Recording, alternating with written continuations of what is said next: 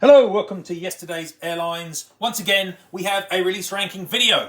Now, obviously, Chinese New Year is quickly coming, and so I almost hope that February will be reasonably quiet in 400 scale because there are a lot of models being released already and it's only January.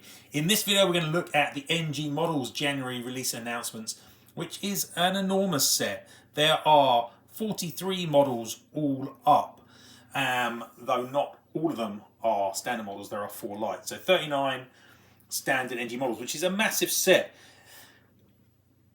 And I have to say that I had some fears for NG in 2024, that they were kind of winding down and maybe having a few issues, but this set kind of suggests that that isn't the case because it is A, massive, and B, a lot more varied than what they had been producing in 2024. In fact, you've got to see this set really as a major return to form because there is a diversity both across time and aircraft type that I haven't seen from an NG release set for quite some time. So in my opinion, this is quite an exciting set of releases 400 scale with a good diversity. Now, you can never please everyone, and there's always a bit of criticism to go around, but I personally think that this is looking like a great set. So let's get on and check this release ranking set out, and I'll try and go reasonably quickly because I can't spend a lot of time talking about each model when you've got over 40 to look at. Now, before I get to those, obviously, chuck a like on the video if you enjoy the content. Subscribe to my channel here at YouTube.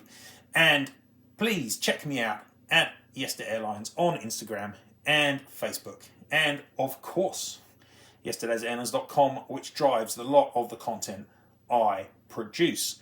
So, now we've got the intro out of the way, let's get on and speed through 43 models from NG in this January set.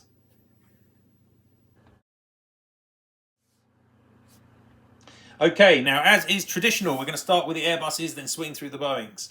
So we're going to begin with some Airbus narrowbodies, and we've got an A318, the business jet version of the Airbus A318 to start with. And this one's in the colours of China, Sun'An International, which is an airline that is related to China's oil, gas, mineral exploration. So it has some of these corporate jet transports and is flying them around the world in relation to China basically grabbing natural resources from wherever it can. Now, this A318 actually has a somewhat weird history. It was manufactured only in 2008 and delivered in August 2009, but it was withdrawn from use as early as 2014. So that is super odd. It only flew for 5 years, and it has been sat at Hong Kong for quite a long time and is nowadays preserved in Guangzhou at the China Southern Airlines Education Integration Training Base as an instructional airframe, minus engines, and it's painted in China Southern colours now. So that's really odd. But I guess a lot of these A318s had really, really short careers. This one had a particularly short career. Now, I have to say that I quite like the livery on this. Unlike a lot of business jet style liveries, this one actually looks quite nice. And it is kind of tickling my fancy a little bit in the sense that it is airline adjacent. It's not 100% private. You know, it's got the Beijing Airlines titles with the Air China logo, and China Sun'An is kind of almost on the edge of being an air carrier type of operation. So I quite like the look of this one. I also don't have many A318s in my collection, so this one, you know, has got the ingredients, the location, the scheme, the little bit of story behind it to make it more interesting for me. I'm going to put this one up into high fly, and I may well look at getting it. Next up, we've got another couple of Chinese Airbus narrowbodies. These ones are flying for West Air, which is a reasonably major Chinese airline that has been part of the Hainan Airlines group. And West Air has featured in 400 scale a few times. I've got several of their releases in my collection already. I have to say that they don't they don't represent the best 400 scale models. Most of the releases that have been made to date have been made by Phoenix or JC Wings, and they're not been particularly good. These two A319s, B6413 and B6420, will be the best representation for West Air yet. And that's pretty cool. They've got an okay scheme, considering they're one of the old Hainan Group airlines. It doesn't look at all like the Hainan scheme. It's different colours. It's purple with the W logo. So that's cool. Now, in terms of the difference between these two aircraft models, the only difference really is the size of the main titles. They are slightly larger on one of them and slightly smaller on the other one, but not dramatically so. That you kind of have to be paying attention to notice that B6413 has slightly larger titles than B6420. So they're both very similar, really, and it is a very small difference. Now, for the reasons I've talked about, and because I collect Chinese airliners, I'm going to chuck one of these up into High Flyer as well, and I'm going to put the other one down into Workhorse. Moving into the A320s, and we've got a trio of these to look at. The first one up, not overly exciting. It is in the colours of Delta Airlines. And it's N368NW, so it's an old Northwest machine. NG made N320 US in late 2023, and this one is effectively a re-release of that. Same engines, still just got the wingtip fences, not sharklets. And it's in the latest livery. So, yeah, I imagine there's demand here. Obviously, in between these two NG releases, there's also been one from Gemini. Yeah, there's not much more to say. I'm going to put this one into Workhorse because we've seen a few Delta A320s now. Next up, we are off to Europe, and there's not a huge amount of European content in this release here, which I know is one of the things that NG gets a fair amount of criticism about. But here we've got Aer Lingus on a pair of A320s, EI Delta Echo Echo wearing the current IAG style livery, and EI Delta Echo India wearing the Irish rugby team livery, which is a lot more colourful than the standard scheme. Now, the standard scheme, it's far and away Aer Lingus' least interesting livery, and it has been made in 400 scale twice before. It's been made by Aero Classics and Gemini Jets, both in 2019. So it's been a while since it's been made, 5 years, but at the same time has been made twice before. It's not that rare. So I'm going to put that one into Workhorse. The other one, DEI, wearing the rugby team colours. I don't believe that one's been made in 400 scale yet, and it is quite a cool livery. A lot of colours on there. And if you collect sporting schemes, then this isn't the only one this month from NG, and that's almost a kind of an interesting sideline. Actually, I've never really considered just collect liveries related to sporting teams. There's quite a few out there. Interesting to hear if anyone does collect those. So drop me a comment if you do. I'm going to put that one into High Flyer. Much more interesting and hasn't been made before.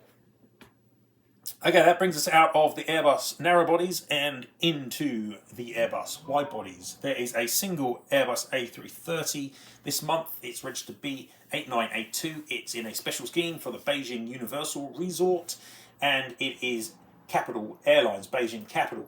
Now, this one I'd seen. It's on Taobao already, and it's being marketed as Bob models, no doubt for the same reasons that the Jamin Minions version was branded as Bob models and licensing. And it is an attractive scheme, and it's got more minions on it.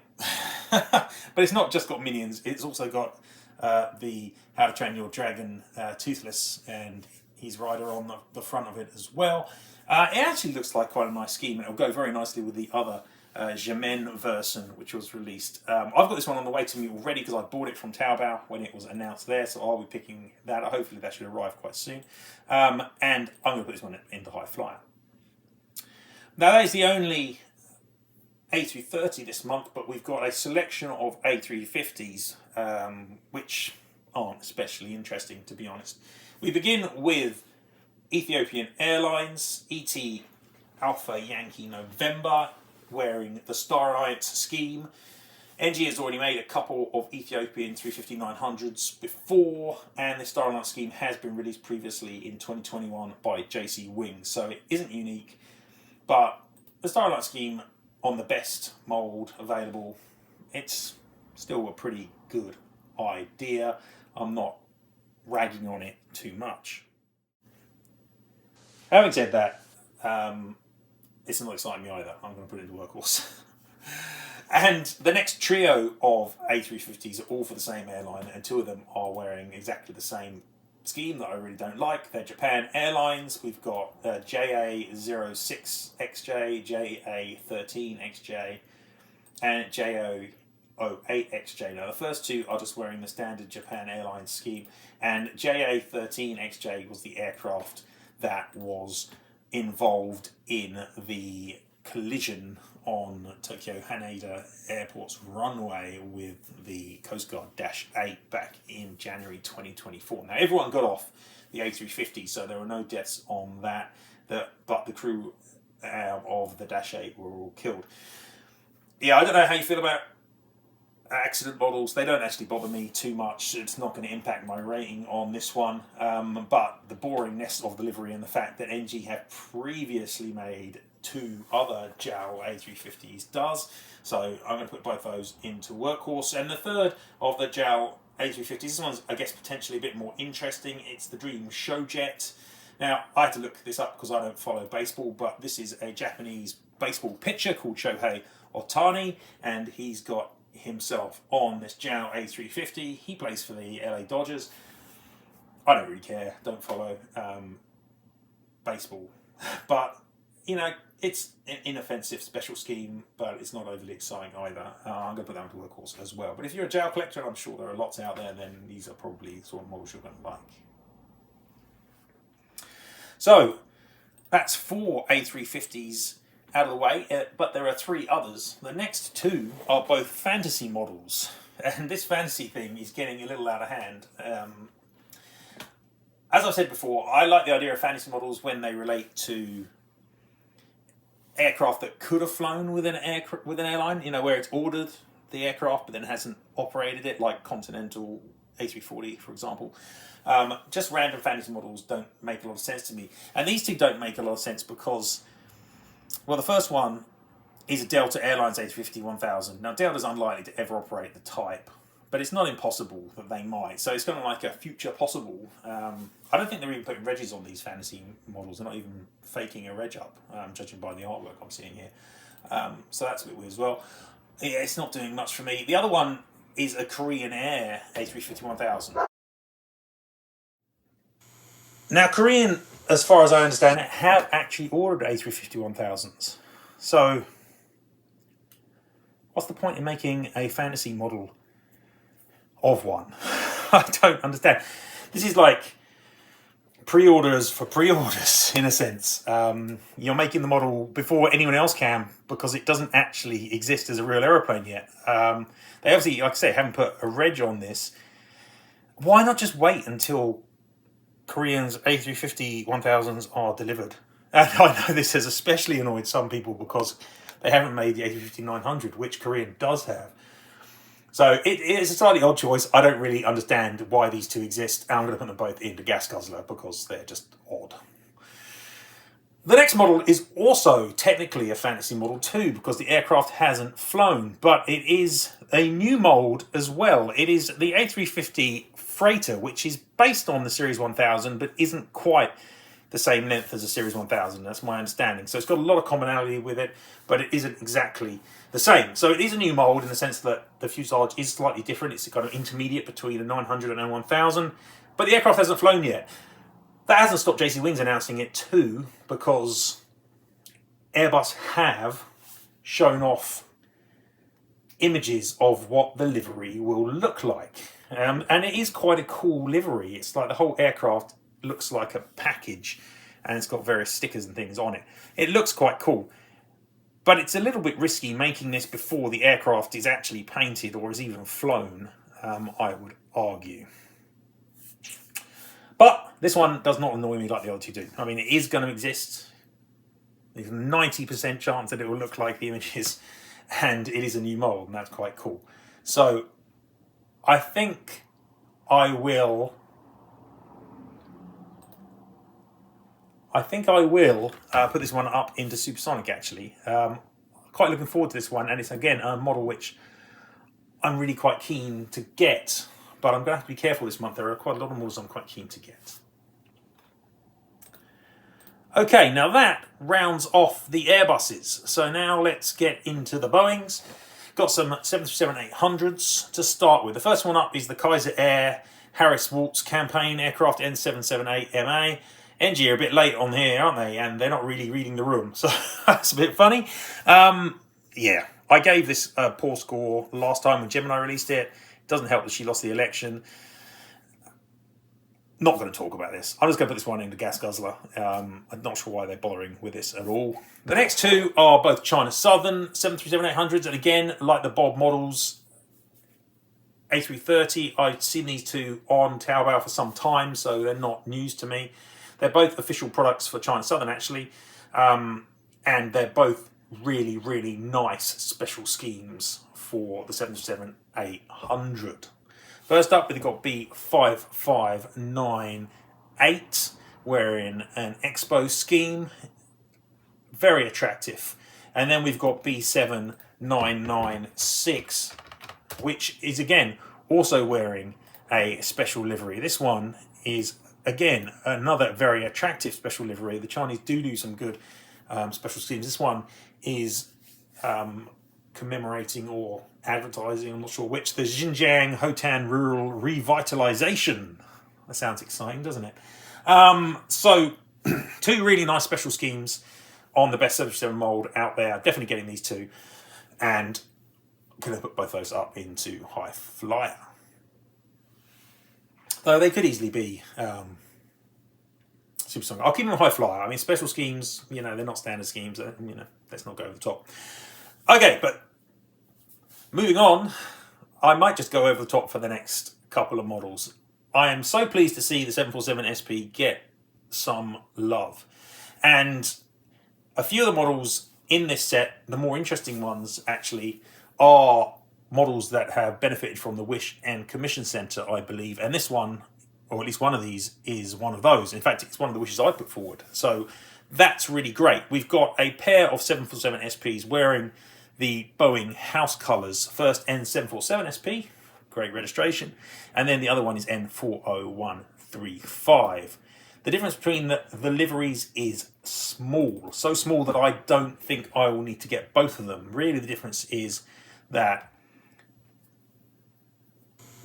one of them has a slightly different nose cone, it's got a larger slanted flag, and the cheat line doesn't go all the way to the tail. So they're really small differences. I'm going to guess get N747 SP, I think, myself. But it is delightful to see both of these schemes in 400 scale. In fact, I'll admit I didn't realise there were two versions of this livery. I just assumed there was just the first one. But it looks great. I'm super pleased. And I'm going to put N747 SP up into Supersonic. I'll put the other one in High Flyer. But it's great to see those. Really, really pleased about that. The third 747 SP this month, and wow, it's been a while since I've been able to say that, is a Pan Am example. And they've released several Pan Am examples before. This one, N529PA, Clipper America, is slightly different to the earlier ones, but again, in quite a subtle way. The difference here is that the cheat line is thicker. The previous cheat lined variants they produced have a cheat line that is only the same width as the windows. This one is slightly thicker. So that does make it a bit more interesting. And it is almost tempting me to get it. And again, I may well get this model to go with the 4 or 5 Pan Am SPs I already own. It's a very subtle change though. So I'm going to put this one up into High Flyer. Not Supersonic in it. It's not that big a difference. But it is great to see more SPs, and I do hope that we do see some others for airlines like Braniff, Aerolíneas Argentinas, those kind of things.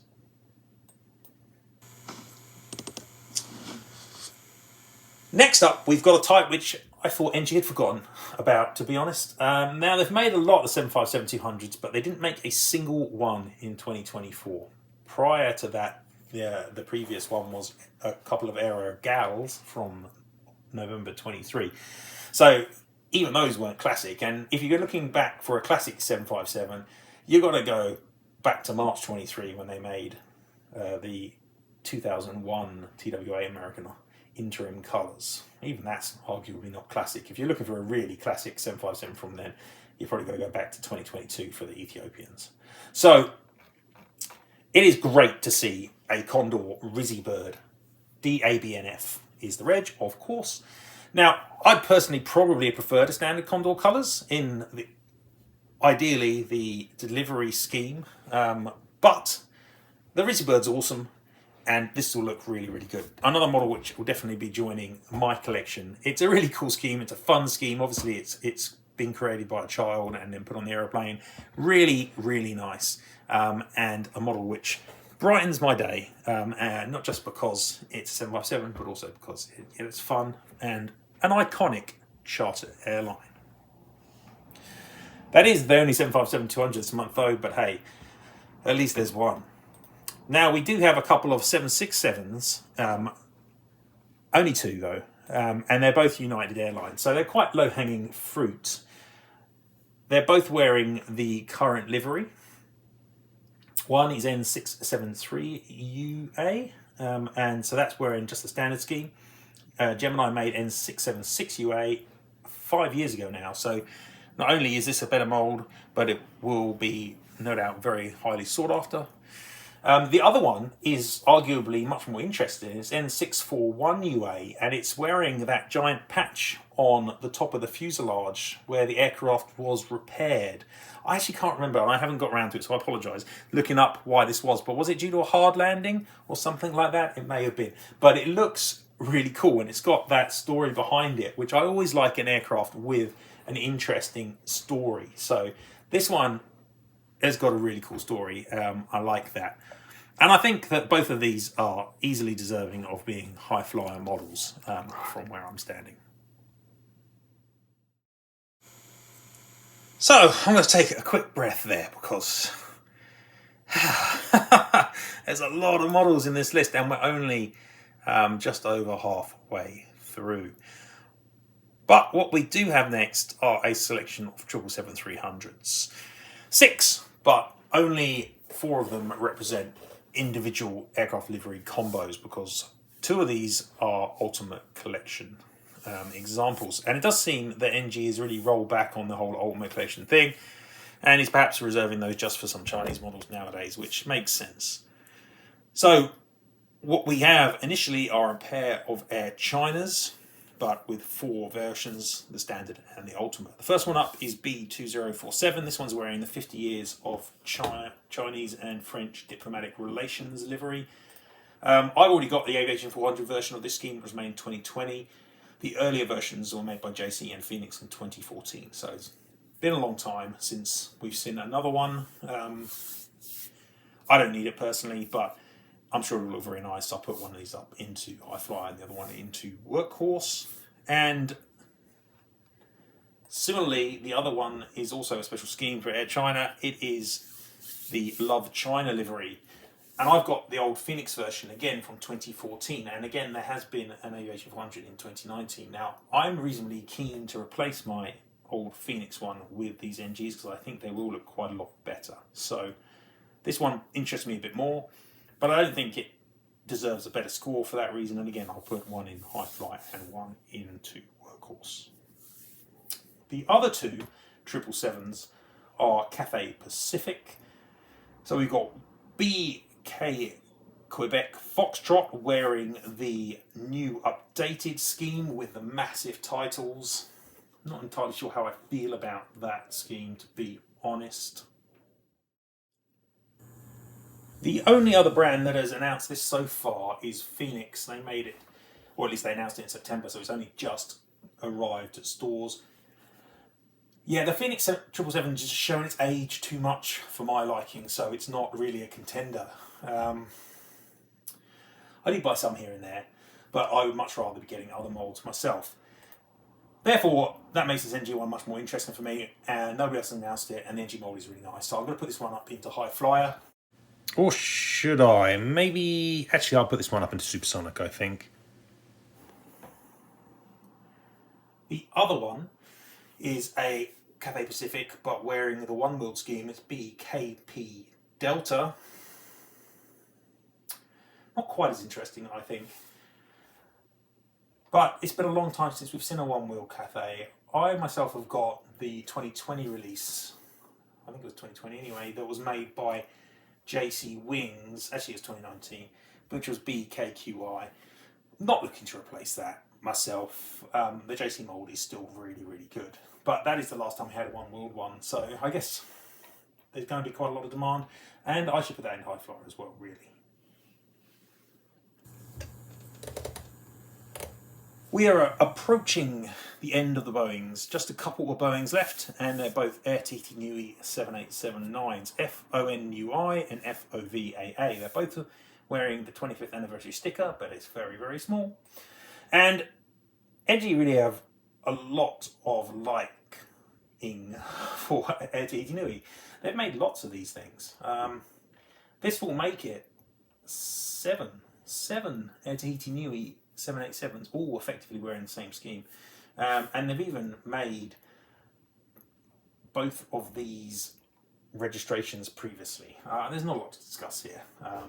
7 is a bit much. I do own one of these myself, actually, but I don't need 6 more.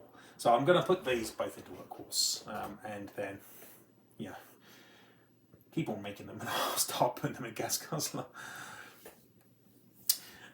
Okay, that finishes off the Boeings, and we move into some Comac 919s. Not the most exciting type for most people, I imagine, and these ones aren't necessarily particularly thrilling either. First up is a blank model, perfectly fine, but at the same time, I can't believe that many people are making fancy Comac 919s, so I'm going to put that one just down into Workhorse.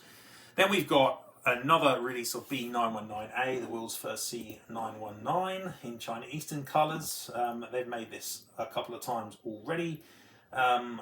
So again, I'm just gonna put that one into Workhorse. And then the other two are new. They're both the latest C919s to join the China Eastern Fleet, B657T and B658 Echo.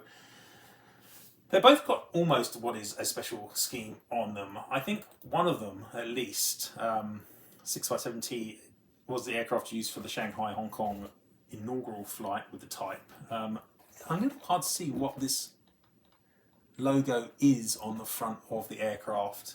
Difficult to see, but it's not giant. It's not like a special scheme in a sense where it takes over the whole aeroplane. It's not very exciting, but it is different. And I'm willing to put one of these into high flyer, I think, and I'll put the other one just into Workhorse as well. Now we're rapidly now reaching the conclusion of the video, but things are just about to get exceptionally better because the next model is an Eastern Tristar, and how long have we been waiting for these Eastern Tristars? I am so pleased to see this. It's under the guise of Buchanan Models, which has reappeared as a brand or a sub-brand, but it's again another model that's in the wish list, along with a couple of other Eastern Tristars. So hopefully we'll be seeing several more Eastern Tristars this year as well, both in the white scheme without the nose cone, which is the one they made so far. They made that with the little nose cone dot, this one doesn't, and the low cheat line hockey stick silver version. This one is N305EA, and it's got the standard cheat line on it, so it will look excellent. They've already made 2 versions of this, just not actually Eastern. They made Air America and Air Canada, and so they've been baiting us on this for a while. But this one, gonna be amazing, has to be supersonic. Really hope we see more of this kind of thing in 2025. And the last 3 models of the month that are standard NG releases are all McDonnell Douglas products. Another really nice sentence to be able to say. And they are MD-80s. 2 standard MD-80s and 1 MD-87. And it is great to see the MD-80 molds starting to trickle out. And again, much with the TriStar and the SPs, hopefully we'll be seeing more of this kind of thing in this year. Now, I can't say that these releases, as nice as they will be, are very high on my list of MD-80s, but they're all good, so I can't be upset. First one is a Trans World Airlines N9615 Whiskey. This is wearing the interim American airline style TWA scheme that the airline had just before it was merged into AA, back when it was renamed TWA, Limited Liability Company. This aircraft has been made by Dragonwings previously, but that was a long time ago. That was 23 years ago. This model's obviously going to be better. This is not the first time that AMG have made this scheme. As I said, they made a 757 on it year before last. So it'll be great, but yeah, it's not really high on my list of MD-80s, I admit. It's one that I'm thinking, do I have to get this? I probably will, but I'm not certain. But it's definitely still going to be a fabulous model. And I'm still going to put the Supersonic, I think, even though it's not necessarily, my number one MD-80 to get. The second MD-80 is in the colours of the CAAC. B2106 is the first MD-82 that was assembled in Shanghai, in China. Because obviously, McDonnell was trying this concept of getting the Chinese to build a trunk liner project making MD-80s. It was a complete fiasco in the end, but they did make a small number, and this was the first one. Now, I'd be more interested in this if we didn't have a couple of CAAC MD-80s last year from JC Wings and YU model, and I did get the YU model version, so I would be more interested if we hadn't got that. Having said that, this will no doubt be nicer, and again, much like the TWA version, it's a model which I'm thinking I'd like to get, but do I really need it? I'm not sure whether I will or not. I'll put this one up into High Flyer. And the last MD-80 this month is the debut of the new MD-87 mould, and the aircraft is in the colours of Scandinavian Airlines, so that's great as well. It's registered SEDIC. The only slight downer for me here is this is in the wrong livery from my perspective. I much prefer the white scheme with the presence on the engines, not this scheme with those orangey red engines. So yeah, it's probably not one I need to get, but great to see the MD-87 coming out, a type that really has been neglected in the 400 scale, so that's going to be awesome. I'll put this one into Supersonic, even though it's not a model I'm necessarily going to get.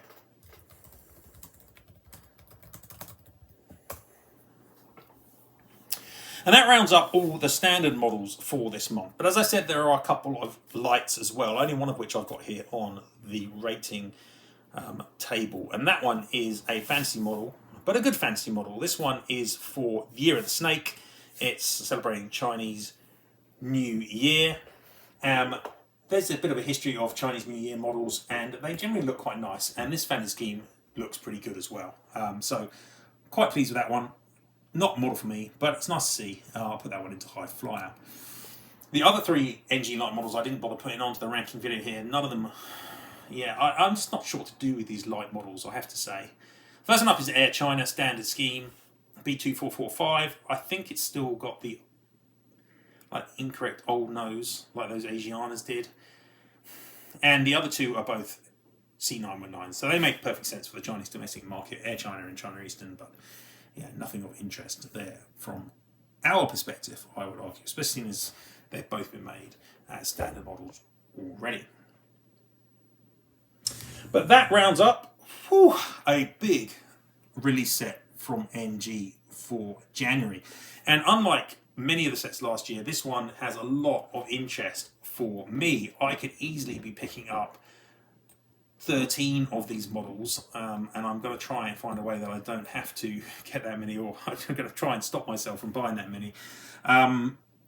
There's a lot of interest here for me personally. There's some cool little Chinese ones, but there's some really nice classic material in terms of the House Colours SP, the Pan Am SP, the Condor Rizibird, the Eastern Tristar, those MD-80s, and then you've got the Cathay Pacific as well, which is something that interests me too. I guess it's Chinese, but still consider Hong Kong's and not be Chinese.